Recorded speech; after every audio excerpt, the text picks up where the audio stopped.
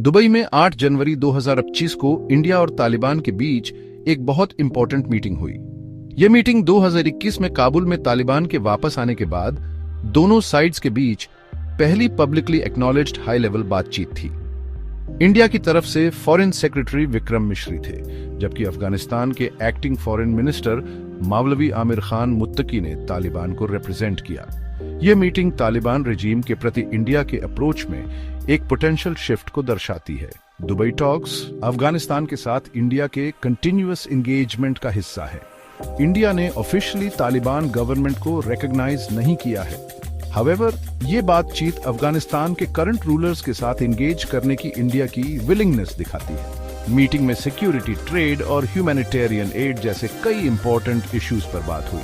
यह meeting India और तालिबान के रिलेशनशिप में एक सिग्निफिकेंट डेवलपमेंट है। ये दोनों साइड्स की डायलॉग में एंगेज करने और कोऑपरेशन के एरियाज एक्सप्लोर करने की इच्छा को इंडिकेट करती है। इन टॉक्स का आउटकम पूरे रीजन और अफगानिस्तान की स्टेबिलिटी और डेवलपमेंट के लिए सिग्निफिकेंट इंप्लीकेशंस रख सकता है।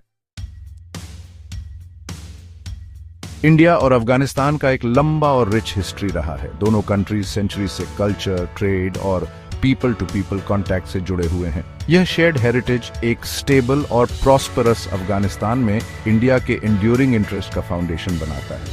अफगानिस्तान इंडिया की स्ट्रेटेजिक थिंकिंग में एक क्रूशियल पोजीशन रखता है। एक पीसफुल और स्टेबल अफगानिस्तान साउथ एशिया में पीस और सिक्योरिटी के लिए वाइटल है।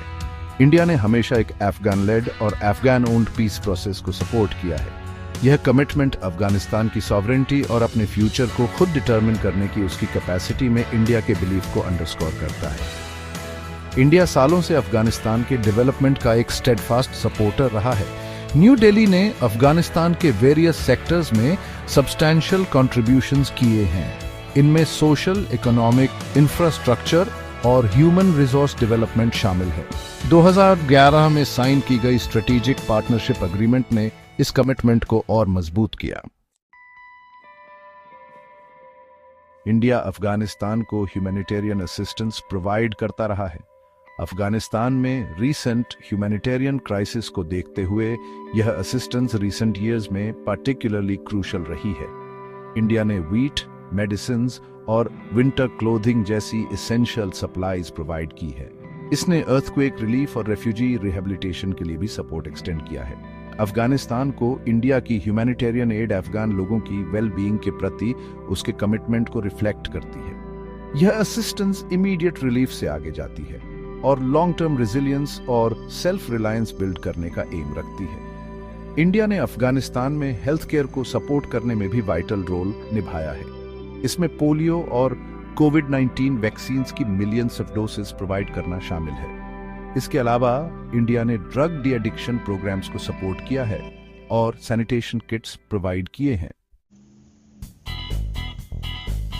दुबई टॉक्स अफगानिस्तान में डेवलपमेंट प्रोजेक्ट्स के पोटेंशियल रिजम्पशन का सिग्नल देती है। तालिबान टेक ओवर से पहले इंडिया के अफगानिस्तान में कई ऑनगोइंग डेवलपमेंट प्रोजेक्ट्स थे।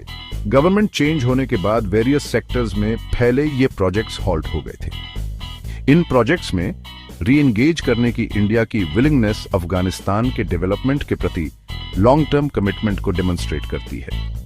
इन प्रोजेक्ट्स का रिसम्पशन अफगानिस्तान के इंफ्रास्ट्रक्चर और इकोनॉमी को रीबिल्ड करने में इंस्ट्रूमेंटल हो सकता है। टॉक्स में ट्रेड और कॉमर्स की इंपॉर्टेंस पर भी बात हुई। दोनों साइड्स ह्यूमैनिटेरियन असिस्टेंस और ट्रेड के लिए चबहार पोर्ट यूटिलाइज करने पर अग्री हुए।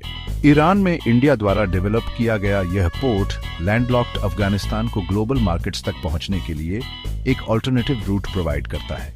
यह ग्रेटर रीजनल कनेक्टिविटी और इकोनॉमिक कोऑपरेशन की तरफ एक मूव को सिग्निफाई करता है।